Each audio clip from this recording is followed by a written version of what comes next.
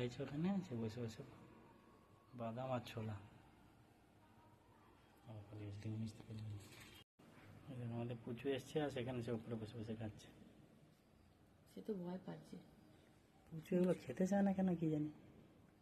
ছোলা বাদাম কাজু আগে তাও কিশমিশ খেত, এখন খেতেই চায় না। কি একটা তুলেছে, এখানেও খাচ্ছে সেও সেখানে খাচ্ছে। না ভালো লাগে উপরেই আছে আর একটা কোথায় গেল, আর একটা আছে। এই সমস্ত চলে না কেন কি জানি। সে ওখানে আছে জানিনি, সেখানে চুপ করে বসে বসে খাচ্ছে। পুচু নিচে খাচ্ছে আর বাইরের খালের বালি ওপরটাই খাচ্ছে।